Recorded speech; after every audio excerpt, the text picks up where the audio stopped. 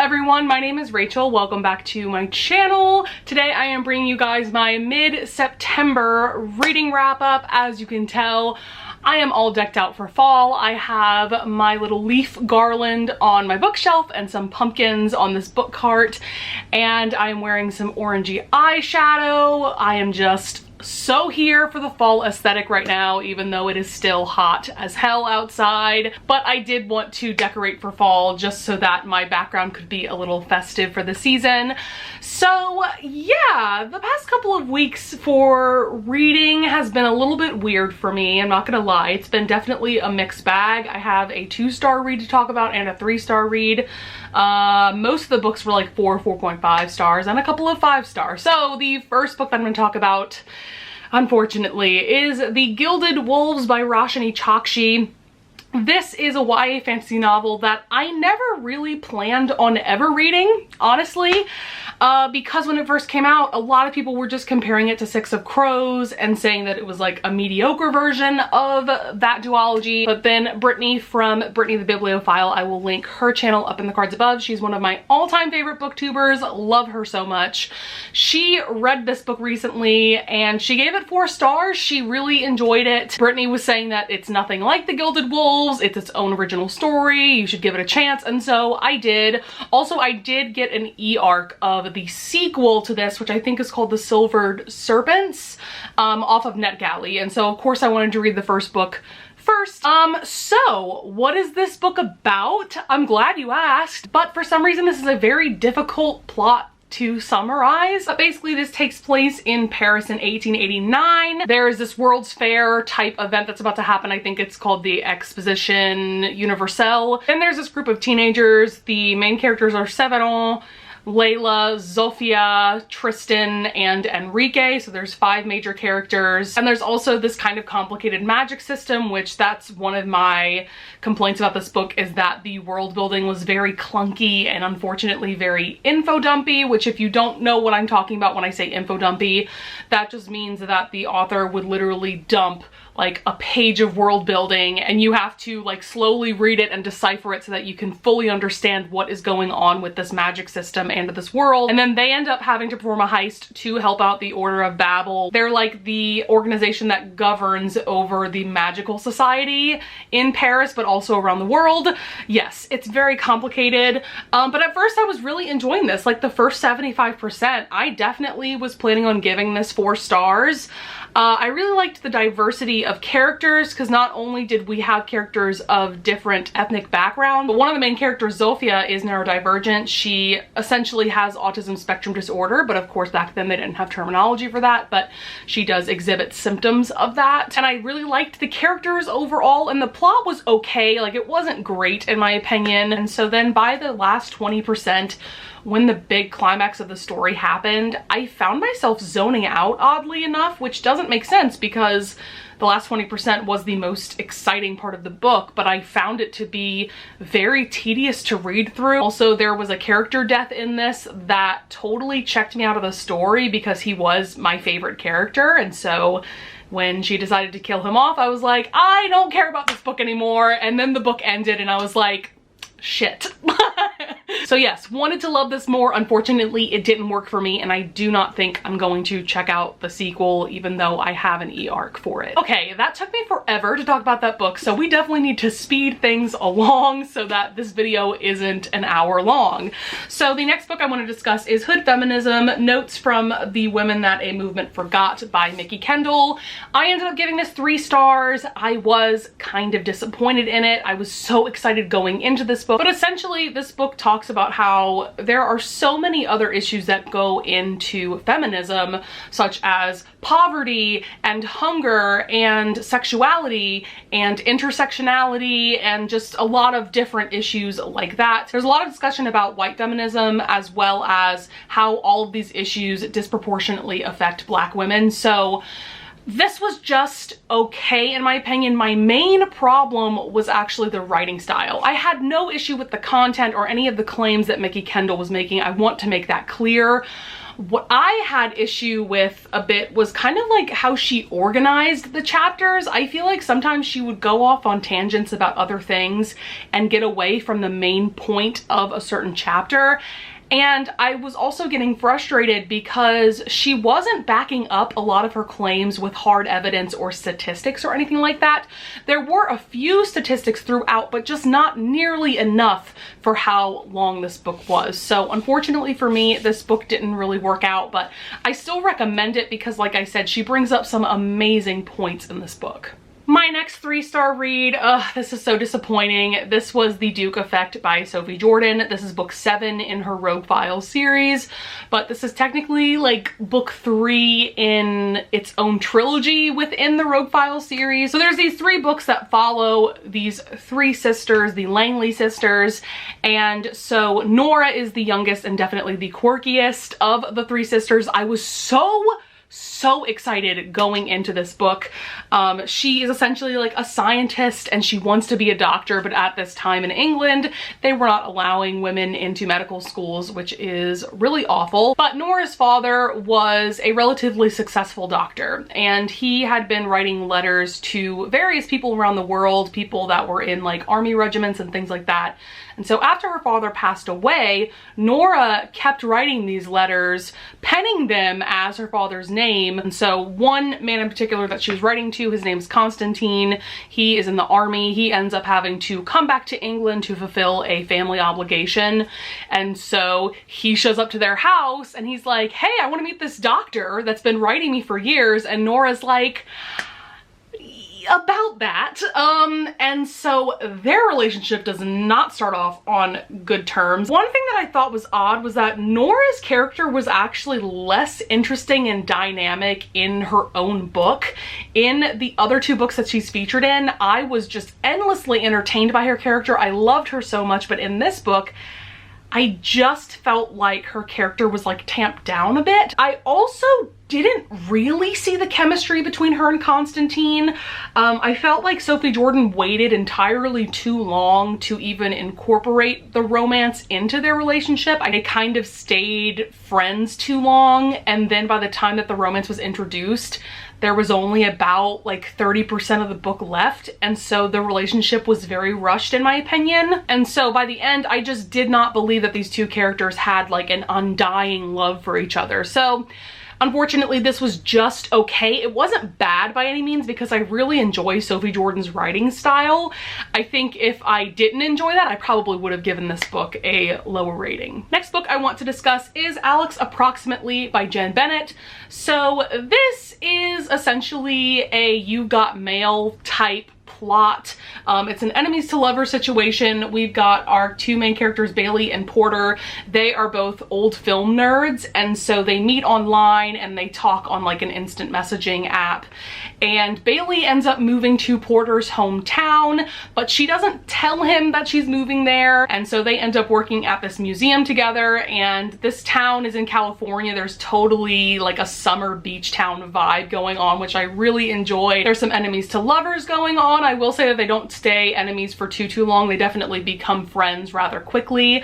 But yeah, this was a perfectly enjoyable YA contemporary romance. I really enjoy Jen Bennett's writing style. I do want to point out that there is a content warning for gun violence. It happens off the page, but it is discussed quite a bit on page. And then Porter goes through a shark attack sometime before the book starts, so there's also a discussion about that, so I just thought that I would quickly mention that. Next up, we have When a Scot Ties the Knot by Tessa Dare, and I was so excited going into this book. This is the 3rd book in her Castles Ever After series, and this is definitely a fan favorite of Tessa Dare's. I feel like everybody who reads this gives it 4 or 5 stars. I definitely enjoyed it. I gave it 4 stars. Unfortunately, it's not a new favorite of mine among Tessa Dare's novels, but I still really enjoyed it. We have Madeline and Logan, and when Madeline was 16 years old, she was getting ready for her first season, like her coming out into London society. And she did not want to have to participate in that, and so she made up this guy called Captain Mackenzie, and she was writing letters to this fictitious man and mailing them off because she just assumed that they would just get lost in the mail. But she was telling everyone in her family that, like, oh, I have my own sweetheart, we're actually going to get engaged soon, you know, when he comes back from war. And because he wasn't a real person to her, she writes very personal things in these letters and just talks about her life and things like that. Turns out Logan Mackenzie is a real person and has been getting her letters for years and years. She has been writing these letters since she was 16, and I think when the book starts, I think she's in like her early 20s at this point. So it's been quite some time. Also, Madeline is like a naturalist. She's kind of a scientist, and that was also really cute to read about. Like, she has these lobsters that she's looking after, and you know, different creatures like that. I also loved the side characters. Mackenzie has like a regiment of soldiers that he has with him from when they were serving in the army together, and they are just really fun and quirky characters. I chuckled quite a few times while reading this. The romance was fine in my opinion. I wasn't blown away by like their chemistry or anything, but in typical Tessa Dare fashion, the smut was great. So I don't have any complaints. It just wasn't anything that particularly like blew me away, but it was still a fun time, so I definitely recommend it. Next up, we have Her Royal Highness by Rachel Hawkins. This is technically book 2 in a companion series, but this is essentially a YA female romance with royalty thrown in, which is really fun. And so this is about Millie. She's from Texas. She gets into this Scottish boarding school and she decides to go for her senior year to just get away from her life.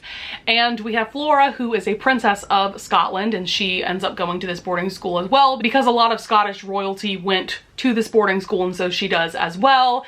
And so Millie and Flora end up being roommates, and it's definitely an enemies to lover situation. They do not like each other from the start, but this was really adorable. I will say I thought it was a little too short. I could have used some more like character development and development of Millie and Flora's relationship from enemies to friends to lovers. I feel like we didn't get enough time for that transition to happen. But yeah, overall, really adorable, really cute. Highly recommend. Next up, I want to discuss Such a Fun Age by Kylie Reed.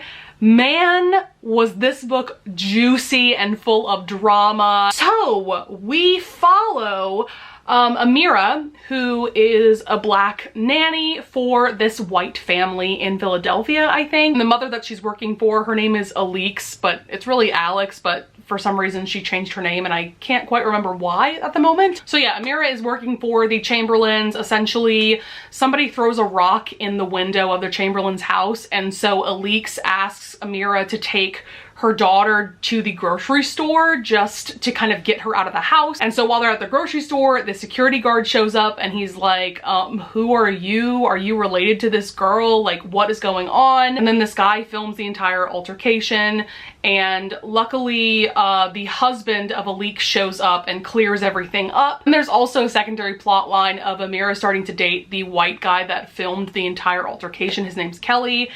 And there's just a lot of interesting discussions brought up, particularly with Alix and Kelly's characters, about how they both kind of fetishize black people and just use black people as kind of like performative allyship. Yeah, like I said, there's just a lot going on in this book, but it's just so well done.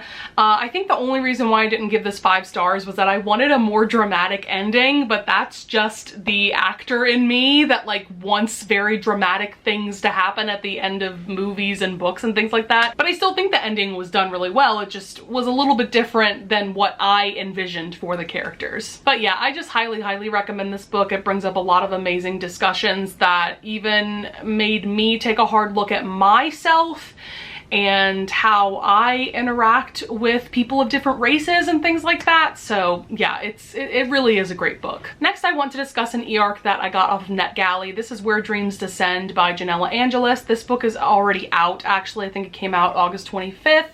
Also, I want to quickly mention The Duke Effect, which was another e-arc that I got off NetGalley. I think that comes out October 27th if you're interested.